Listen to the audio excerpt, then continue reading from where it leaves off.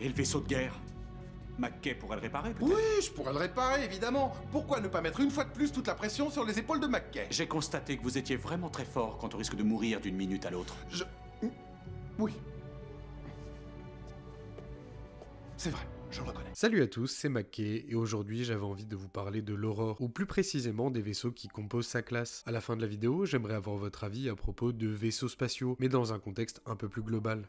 L'Aurore apparaît pour la première fois dans l'épisode 9 de la saison 2, qui nous est présenté comme un croiseur de guerre des anciens. Le design du vaisseau m'a marqué, avec son côté asymétrique et industriel, sans compter sa longueur démesurée. Parmi les vaisseaux que nous avons pu rencontrer, il y a le Tria. Je suis le capitaine du vaisseau de guerre l'Antien Tria, je m'appelle Elia.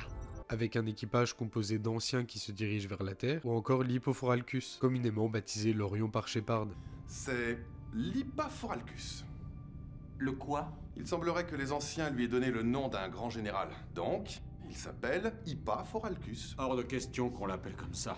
D'accord. Alors si on l'appelait... Attention, si vous suggérez de l'appeler l'Enterprise, ce sera refusé. J'avais pas l'intention de dire ça. Mon deuxième choix, ce Ce qu'on serait... pourrait faire, c'est y réfléchir un peu.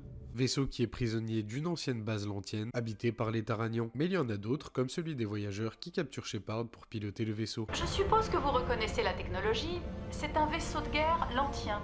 Cet appareil repose ici depuis des millénaires et vous allez m'aider à le remettre en route. Ou encore celui des réplicateurs lors de la bataille finale contre ces derniers. Mais rentrons un peu plus dans les capacités techniques de ce vaisseau. Le vaisseau de guerre des anciens est équipé de solides boucliers et de 16 canons énergétiques. Il contient plusieurs milliers de drones et des moteurs subluminiques capables de passer en VSL sous certaines conditions, et d'hyperpropulsion capables de voyager entre les galaxies. Tous ces systèmes sont boostés si le vaisseau a un EDPZ à son bord. Il fait environ 3 km de long, ce qui pour vous donner un ordre d'idée représente environ 9 tours Eiffel, et 500 mètres de large. Les vaisseaux des Lantiens sont gigantesques, bien sûr c'est une échelle qui peut être soumise au débat, sur certains sites ils référencent 1 km de largeur. Les vaisseaux de guerre des anciens sont sans conteste parmi les constructions les plus impressionnantes de l'univers de Stargate. Leur design, leur technologie et les histoires dont ils font part les rend tout simplement iconiques pour Atlantis. Dans un sens, ils incarnent la puissance et l'ingéniosité des Lantiens, tout en nous faisant rêver d'exploration intergalactique et de bataille à laquelle ces vaisseaux ont pu prendre part. Personnellement, j'adore le design un peu plus industriel que les vaisseaux de classe Aurore Arbor, similaire sur certains points à la conception du Destiné. D'ailleurs, les vaisseaux en général dans Stargate ont un design réussi par rapport à d'autres franchises de science-fiction. Ils regorgent des détails et d'un côté pratique qui les rend réels, contrairement à des vaisseaux bien plus épurés qui dans mon esprit résonnent comme peu réalistes. Et vous, que pensez-vous de ces croiseurs et des vaisseaux spatiaux dans Stargate, mais aussi de ces vaisseaux un peu plus épurés comme dans Dune par exemple? Je me ferai un plaisir de vous lire à mon retour de vacances. La seconde chaîne YouTube et le Discord sont en description. En attendant, prenez soin de vous et de vos proches les Gators.